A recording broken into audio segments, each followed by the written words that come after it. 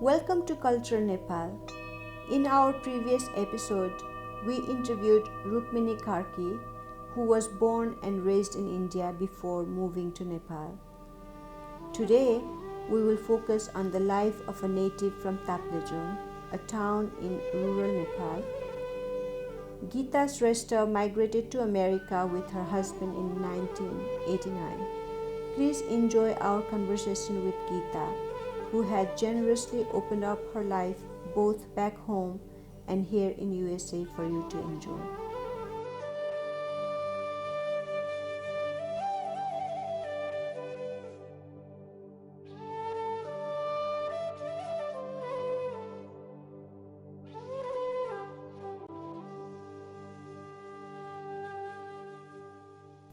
Hi, this is Aruna Sharma from Culture Nepal, and today I have a special guest, Geeta Shrestha, who was born and raised in Taplejung, Nepal, to share her experience of her life, culturally and personally.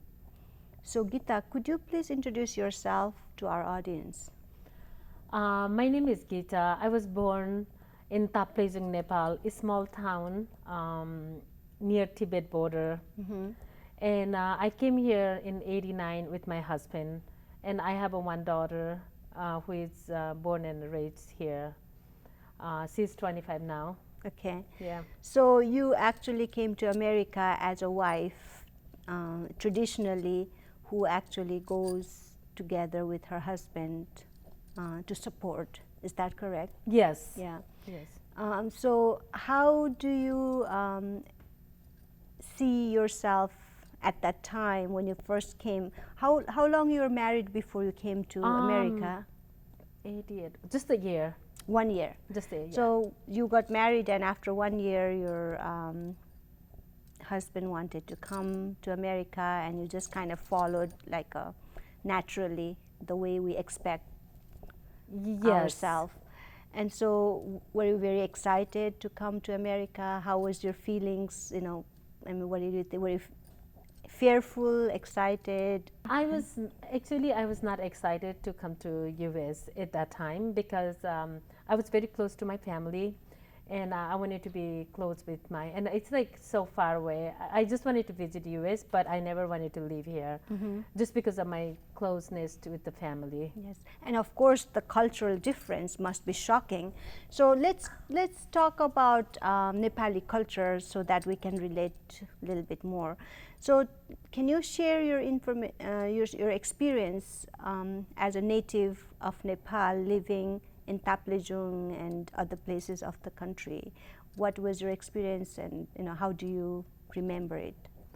I remember when I moved here, like 1 month I cried, like, I feel like everything, I feel like whatever I eat or like, everything was like so sweet, and I didn't like the food first, and then I didn't understand the English at all, even though I speak English there, but still I didn't understand the slang, and I was like so frustrated, and the accent, English accent. Yeah. But how was your childhood in Nepal?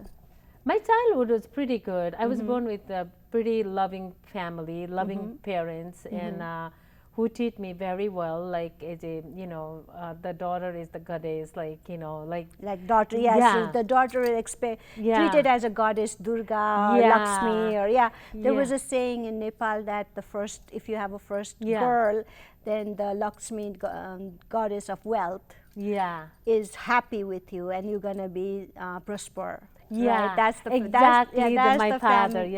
That's the okay. Exactly. My father told me when I was older, when my daughter was born, and I got like a lot of wealth, like you're like a very good luck to our family.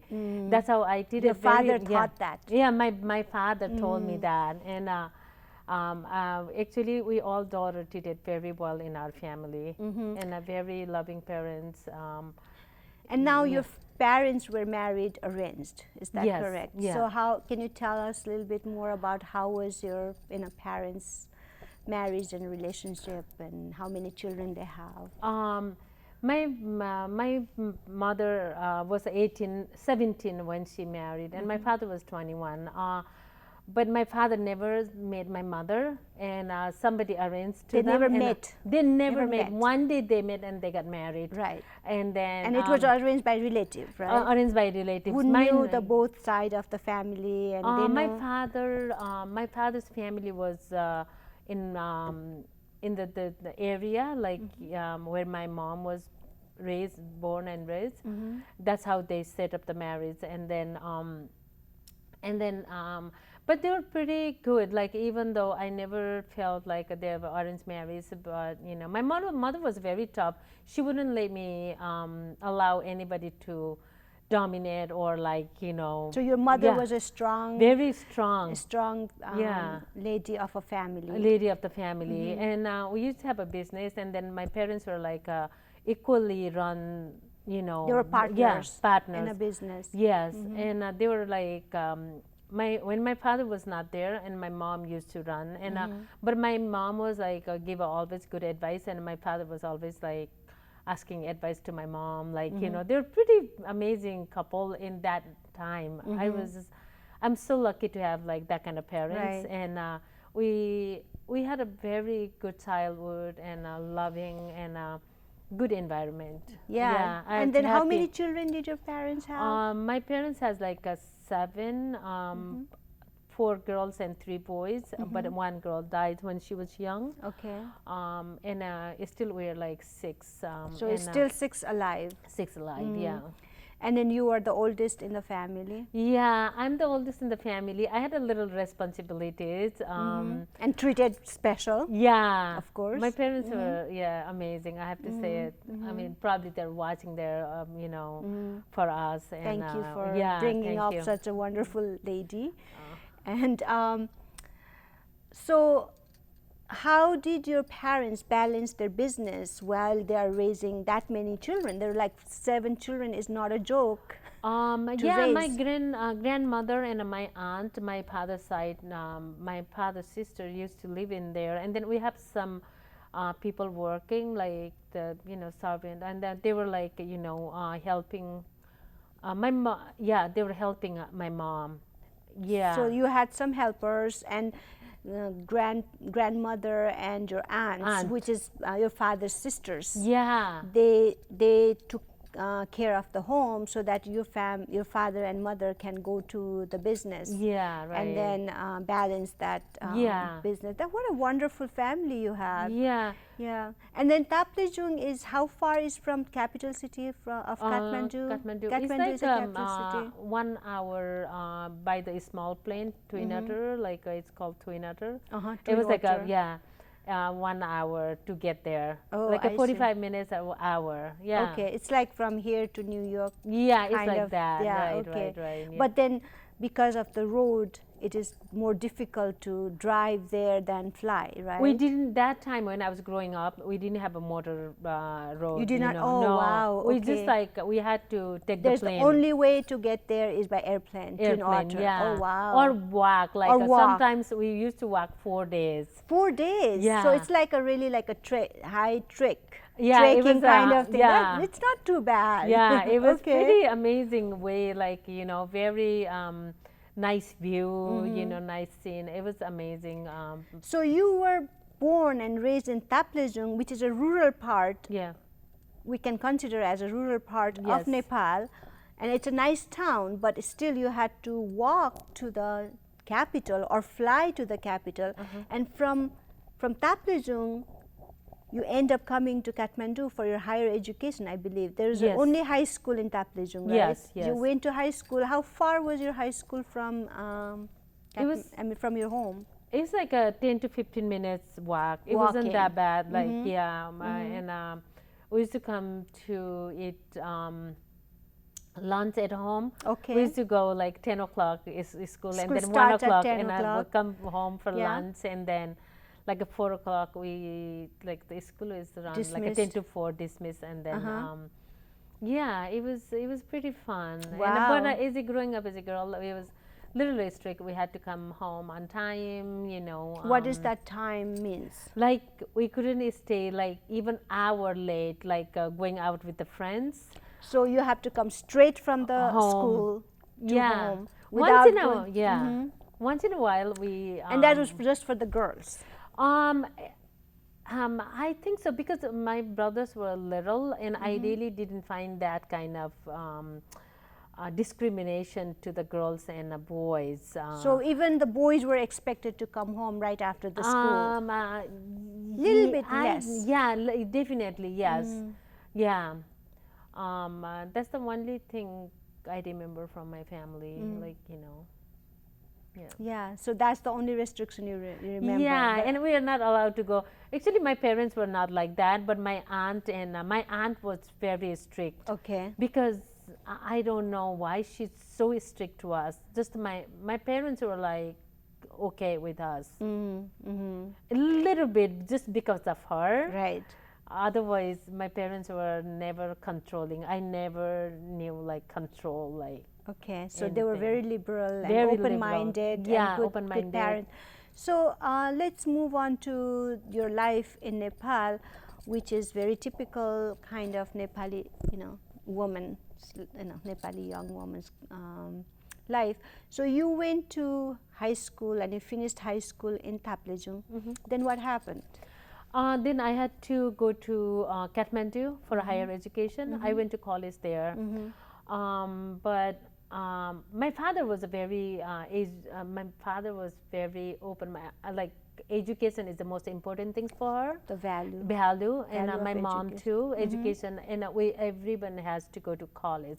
So from your our parents family. had a shop business in Yeah. Taplejung, and they Yeah. moved that business to Kathmandu with. No, it's still they were living there. Okay. But they were giving us the money to go to college. So just you came. Just to the I came, I'm the college. oldest one, yeah. Okay, so not the parents didn't come with you. No, my parents Oh, didn't I come see. at that time. Okay. But later they built a house in Kathmandu. I Later, see. yeah. But Okay. they stay there. We just move all the kids to Kathmandu. Okay, so first you came for the higher college education, and then your siblings also came, and then your parents end up building a home in Kathmandu. Yes. I see, okay. And so how did you find it to live in Kathmandu away from beautiful, pretty small town where probably people knew you and everybody knew you versus coming to Kathmandu? How was your experience? I always like city. I wanted to get out from the house, like it being so strict, like not my mom, but especially my aunt, right? And I wanted to get out from the house, definitely, and I go to college. And I miss my mom, dad so much, but other than that, I didn't miss that much, like where yeah. So you were more focused on education, I'm more enjoying the focused. city, Yeah, enjoying the luxurious city, get out from the house, like a typical teenager. Yes, have like, a friend. You know, So yeah, that sounds fabulous. Yeah. And then that's where you met your husband. After I finished my college and I had to work because of my father died when I was in the college, and then okay. I had to start working, and then but I never wanted to marry at the time because I had a lot of responsibilities. My Okay. brother sister was young, and I wanted to give them I wanted to help my mom because of there was like it's kind of missed because of the business. We had a business. My father was handling. And my mom was helping too, but at the same time, my father was the main person. Sure. And that's why my mom asked me to move back. But I said, I'm not going to move back because I wanted to have this career, and then I wanted to get a job, and I wanted to help my brothers and sister. Oh, wow. And So you took the responsibility yeah, of I your did. father Yeah. once he passed away. Yes. And you were ready to do that, you wanted to do that instead of moving back home. You wanted to get a job in city. In the city, Yes. yeah. And I was in my, I didn't finish my undergrad at that time. Right. And I had to finish in order to get a job. Anything high school was not enough. But I wanted to be flight stewardess, and that's why. Yes. Yeah. Yes, that was really Yeah. amazing because I think at that time, every teenager's dream was to be a flight attendant, and you have to be beautiful, you have to be talented, you have to be this and that, and then you have to rebel against your parents' conservative mind to go away from home, and so, and then you actually end up doing that in Nepal at that time. That must be fabulous. How was, so tell us about your journey to be a flight attendant. What happened is like my like almost there was one more year left to finish my undergrad, and then and I had to finish, but I had like a dream to become a flight stewardess or like a journalist. I had two things in my mind to become a journalist, but at that point, like I couldn't pursue my career because my father died, and that's another dream was like just to become a flight stewardess. And then when my father died, and I went home, and my mom was like forcing me to get married. This guy who really helped us when my father died. And my mom was crying so hard, like you can't go to Kathmandu to finish your degree. You should stay here and help me, and then marry this guy. And I never liked this guy. Oh my God, I was so scared, like, you know, and I was at the same time, so I was stubborn too. And I said, Mom, okay, you can cry, but you will thank me later. And my mom didn't want to give me money. And then I said, like, I'm going, whatever, you don't give me money or now, whatever, I don't know, I'm going. So you're very independent. I'm very independent, and I left. And somehow my father had a lot of, he was a good man, and he had a lot of friends. Somebody gave me, one of my father's friend gave me money. I was so lucky. My mom didn't, my mom was so stubborn, didn't give me money. But later on, she sent me money, but at the time... But she wanted you to stay home. And she just wanted to make it hard for you to leave home. Exactly. And that was the reason why she didn't want it. So that was the way to get you agree to marry. Yeah, it must be very difficult for her. And I finished my college, and then I applied, and somehow we had to go through so many process, but I got it. I was so happy. That was my, you know, my dream job. That must be fantastic. So you became a flight attendant, and then you met your husband. Like after 2-3 years, I think, when I became a flight stewardess, like it was like 80. After 2-3 years, I met him. Okay. And then one of the interesting thing about your marriage with your husband is also in Nepal, people know that we have a caste system, and both of you and your husband come from different castes. And in traditional way, although we respect each other's cultural are a little different, and traditional way, there was some restrictions, right? So how did you overcome? Was there any difficulties for you to get married with your husband? Of course. Or how did you manage all this? It was pretty hard actually. It's not. His mother was pretty strict. He doesn't want me to marry to him, and my mom was pretty stubborn. She doesn't want me to marry him either. She hated, like, you know, and but we kind of like decided, like, kind of get married, like, you know, or live together. We just lived together for a while. We just hiding a little bit. Okay, that's very romantic. We just hide, and very unusual, right? And you must have a very, like, kind of mixed feeling about how the society will look at us, and that all that. Of course, I didn't tell anybody. I didn't tell anybody, but. My parents doesn't know yet all. Okay. But their parents know. I didn't tell my mom. She would kill me. And then, but like later, we decided quickly, like, you know, within a month or so, you know, and then, and they were agree.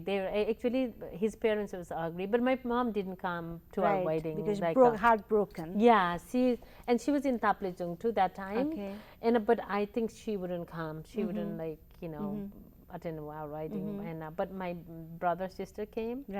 And and it was fun.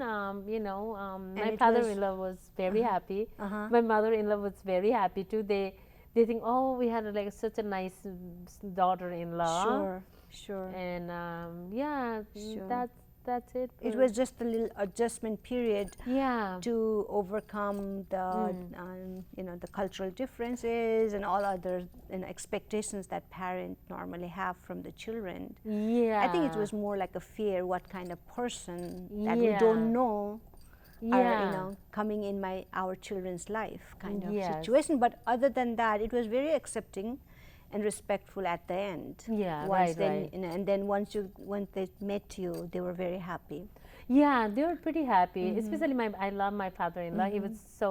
He was very educated. He was highly educated. Like, and he never make me feel like I'm a daughter-in-law. And we they were like a Brahmin, right? Yes, the Brahmin family, the highest, and supposed to be highest class, not very Yeah. nice and all Exactly. that. But he was not like that. No, monster my father-in-law or has awful. to eat with me.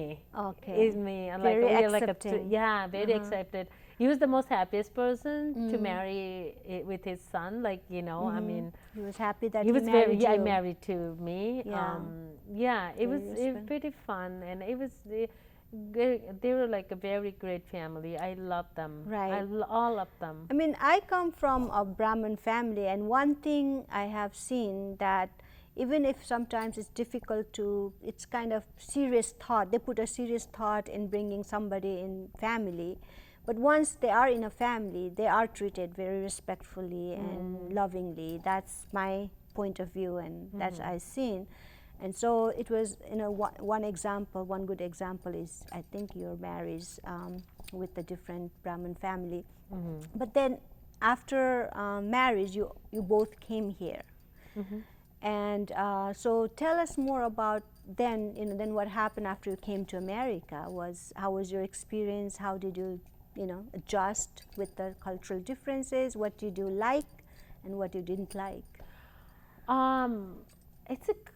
It was easy for me to, I mean, like, I adjust pretty quickly, like, because I used to travel before too. Yes. And you quit your job, right? Yeah. To come here. That was my most, like, that's I didn't want to do it because that was my dream job, and that's the only thing I didn't want to quit. But anyway, my husband was very, it's like my father-in-law, he was very like open, but my husband was a very conservative type.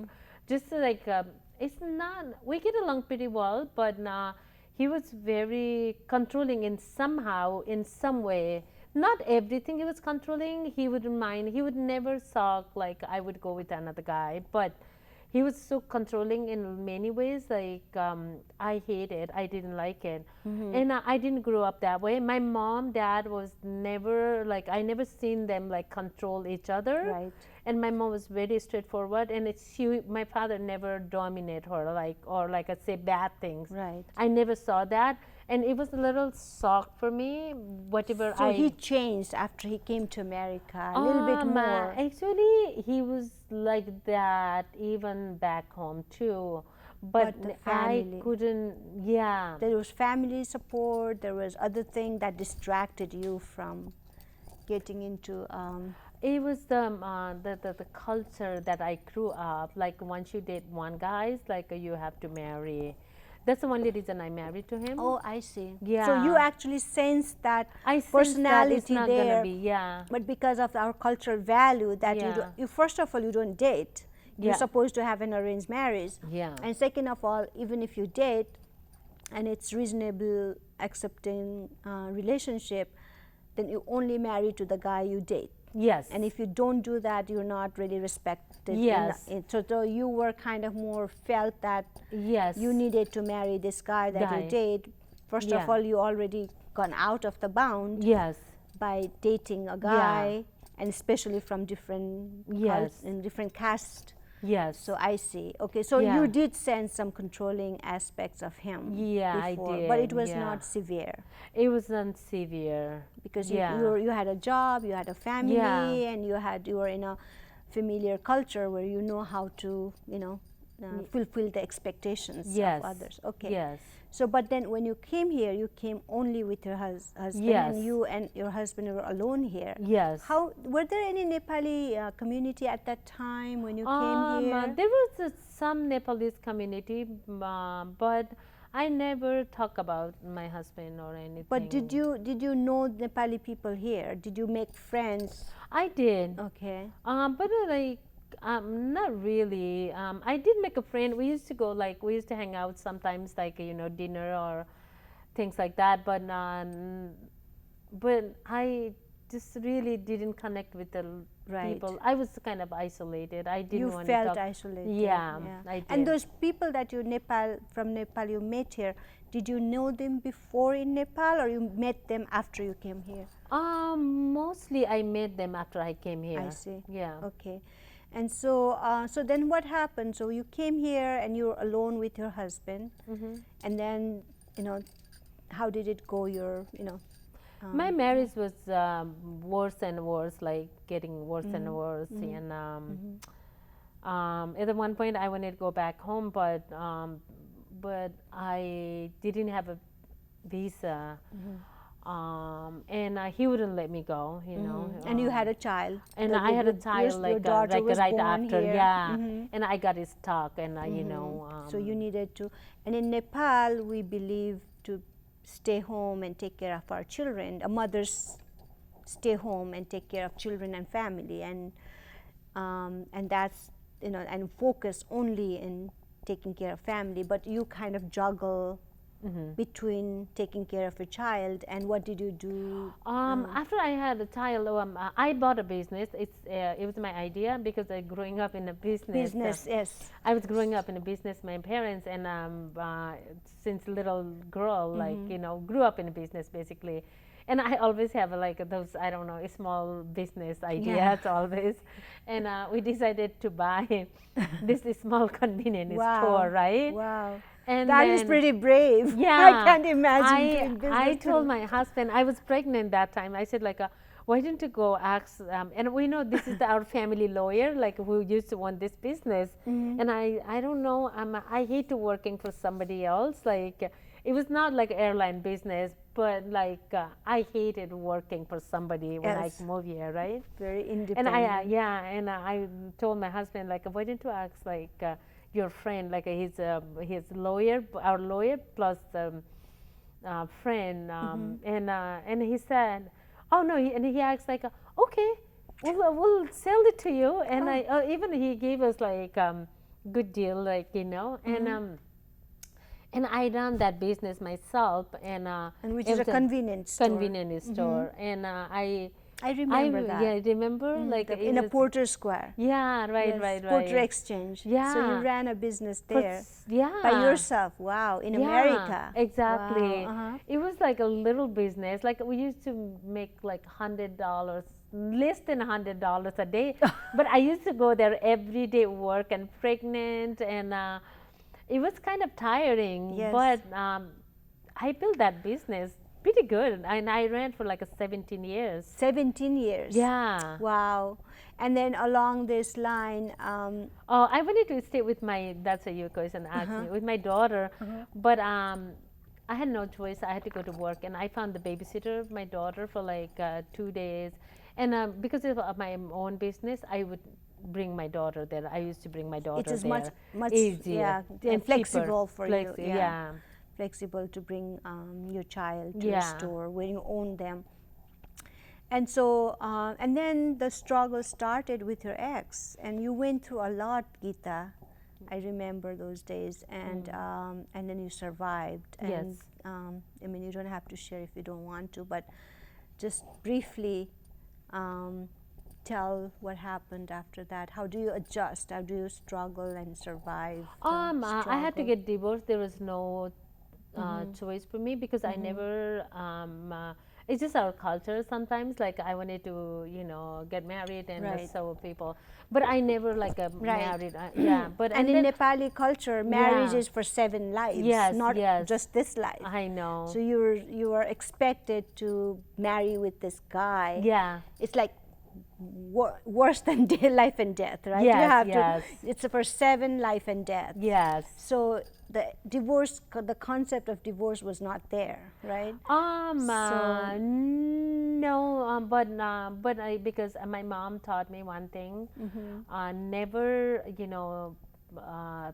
dominated by anybody. You stand up yourself, and then like you don't have to take it like those kind of things from other people. That's how she taught me. That is amazing about Nepali culture. We have such a paradox. In one side, you just be submissive and please your husband and everything, but in the other side, you also keep your sanity and respect to yourself, and then fight against something wrong. And so that's, I think, so that's like a freedom for people to choose whatever they want in your life. And you came from a very loving, caring, respectful family where you felt that I don't have to take everything in. So that was very brave. And you were here in a different country. But the good thing is we are in America. America is wonderful that way, isn't it? Yeah. So that time was like you felt like you were in the right place at that time. At that time I remember, like, you know, they were so kind to me. And when I was alone, and there was the lawyers, and they were like so nice to me, like supportive. Everybody was so supportive. Like I was so scared to get divorced, but. And I met a few friends, and they were like very supportive. And there was one American friend, like she helped me a lot. That I didn't know all the clue that how we get supported. We are so clueless in America, right? For the legal thing and everything, we're so clueless. That's why I was so scared to move out from home, because I would be homeless. But I would never be homeless. That I knew later. After so many bad years of bad marriage, finally I get free. And I'm living happily now. And now you own a very beautiful, you have turned into from air hostess to a business owner. Now you are a wonderful hairdresser, very talented. And this hair today that I have is cut by Geeta, and this is my childhood, actually my teenage style. You look wonderful. Yes, of you course. Look awesome. You did the whole work, and so you're gonna be my designated stylist now. And now you own a salon in Newton, which is a very prestigious, very good place, and it's all organic. So tell us about your present business and life, and how satisfying you are. What you do. I'm pretty content in my life right now. This is the most I have a business that I wanted to open that business for a long time. And we open like a very organic salon. Like our salon doesn't smell at all. And we have the products comes from England directly. We order from there, and our product is like everything like certified organic, made by a certified organic product. And how we decided to open that, me and my partner was like so allergic to a lot of things, right? And like, and we grew up in a very organic environment in Nepal for a long time. I had a very hard time to even, you know, even enjoying the taste of food. It felt like a plastic, didn't it? Right. That's what when I moved here, that first time I told you, I couldn't eat like anything for like a month. Everything was like I don't know, so sweet, you know? Sweet, too much salt, or something not everything cooked natural. So fast. It didn't feel, I was like, it was like, oh my God, it's already cooked, like a chicken cooked so fast, everything like, and but I mean, like there is an organic, but that time I didn't know, I mean, you know, how things works here, like it's totally new. So you and your partner, which is also from Nepal, right? Yeah, she's also from Nepal, and her name is Bimala, and she's a wonderful hairdresser. We were looking for like almost a year, and finally we found the space, and we opened it, and we're doing pretty good. Like a lot of people are walking, and organic salon, and people are stopping by, and we're thinking like, oh my God, we're gonna be worse. Like we are so worried, but we are doing good. Like, and we are doing lots of color. You know, our color is we're doing. And it's organic color, right? It's organic color. We have everything organic. Shampoo. We don't have not organic. We have everything organic. So I think it's very important for people like me. I really want to live a healthy lifestyle, and every time I'm thinking of going to do my hair, I have a choice either not to do anything and look horrible and older and scare everybody, Yeah. or go to a place where I don't have to be worried about chemicals and stuff like that. And I love that concept. And I think you have done a tremendous job bringing this healthy saloon in our community in America, and I think that's a very good contribution to this nation right now. Okay, so thank you, Geeta, for coming here in our studio and sharing your glimpse of your life as a Nepali native and immigrant to America. And thank you for bringing all this hard work and opening that organic saloon where people can feel more happy and healthy, to live a good life, basically. And so with that, do you have any last moment thing you would like to tell? No, thank you for having me. I had a wonderful time with you as a Great. friend, and Yes, we have been a friend For so long, you were yeah.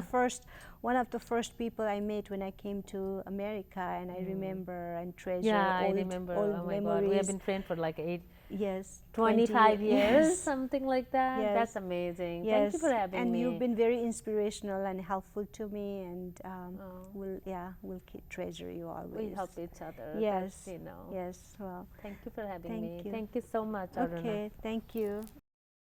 Thank you for watching Cultural Nepal. In future episode, we'll continue to explore Nepali motherhood from many different perspectives.